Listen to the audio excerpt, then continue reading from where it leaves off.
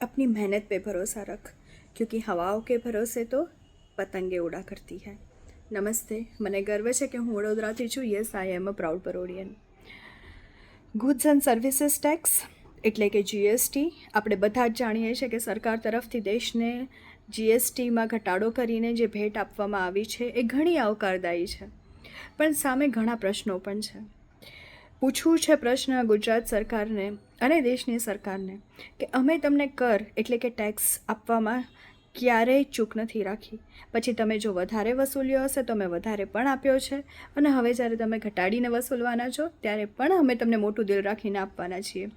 પણ આ દેશના નાગરિક તરીકે અને ટેક્સ પેયર તરીકે સામે અમારી તમારી પાસે શું અપેક્ષા હોવી જોઈએ, તંત્ર પાસે શું અપેક્ષા હોવી જોઈએ, દેશની સરકાર પાસે શું અપેક્ષા હોવી જોઈએ, રાજ્યની સરકાર પાસે શું અપેક્ષા હોવી જોઈએ, અને જે તે શહેરના કોર્પોરેશનના બોર્ડ પાસે શું અપેક્ષા હોવી જોઈએ.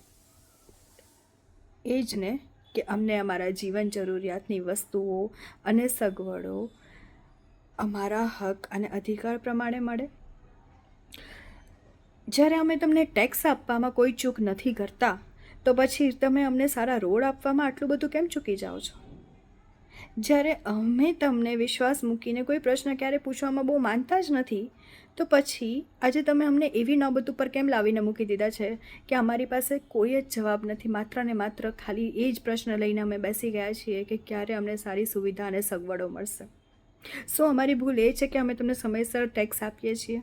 શું અમારી ભૂલ એ છે કે તમે જેવો પણ ટેક્સ અમારી પાસે વસૂલો છો, પછી વધારે હોય કે ઓછો હોય, અમે અમારી ફરજ નિભાવીને આપીએ છીએ, કારણ કે અમને ગર્વ છે કે અમે એ ભૂમિ ઉપર જન્મ લીધો છે જેને અમે ગર્વથી ભારત કહીએ છીએ અને ગર્વથી ગુજરાતના ગુજરાતી કહીએ છીએ.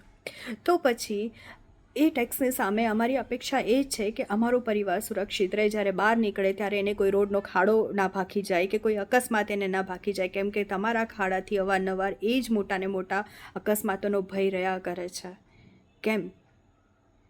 કેમ અમારે હંમેશા અમારા પરિવારની સલામતી માટે વિચારવું પડે? કારણ કે તંત્રની બેદરકારીના લીધે પ્રશ્ન ઉઠેલો હોય છે.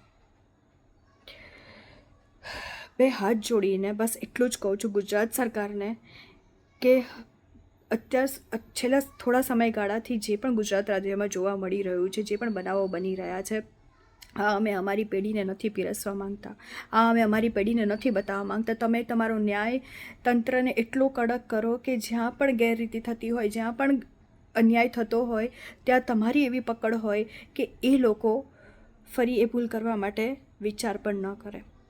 અને જો તમે ન કરી શકતા હોય ને તો ગુજરાત રાજ્ય, હું નાના મોડે મોટી વાત છે, પણ ગુજરાત સરકારને હું બે હાથ જોડીને કહું છું, નૈતિકતાના ધોરણે પ્લીઝ છોડી દો. કારણ કે અવારનવાર જો અમારે આ જ જોવાનું હોય, તમે જીએસટીના નામ ઉપર અમને રાહત આપી, અમે ઘણા ખુશ છીએ, પણ એની સામે અમને સગવડ તો આપો. અમે તમને ક્યારેય કોઈ વાત માટે દોષી નહીં રાખીએ જો અમને અમારી સગવડ મળતી રહેશે. અમને તો સગવડના નામે ખાલી અગવડ જ મળતી રહી છે, તો કેમ ના પ્રશ્ન ઉઠે?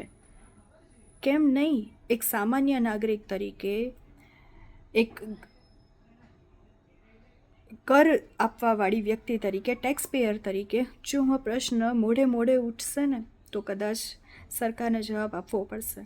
અને ત્યારે જઈને આ સરકારની આંખ ખુલશે કે જો અમે આ લોકો પાસે અપેક્ષા રાખીએ છીએ ને કે તમે તમારો ટેક્સ સમયસર ભરતા રહો, તો સામે આ જ લોકો, આ જ જનતા, આ લોકતંત્ર છે, આ લોકશાહી છે, અને જનતા તો પ્રશ્ન પૂછશે, અને જ્યારે પ્રશ્ન ઉઠશે તો જવાબ તો આપવો જ પડશે. પછી એ તંત્ર હોય, એ રાજ્યની સરકાર હોય કે દેશની સરકાર હોય. તમે જીએસટીના નામ ઉપર મન ફાવે એવા કર અમારી પાસે વસૂલ્યા છે, સામે અમને સગવડ પણ એટલી જ સારી આપી દેજો બસ.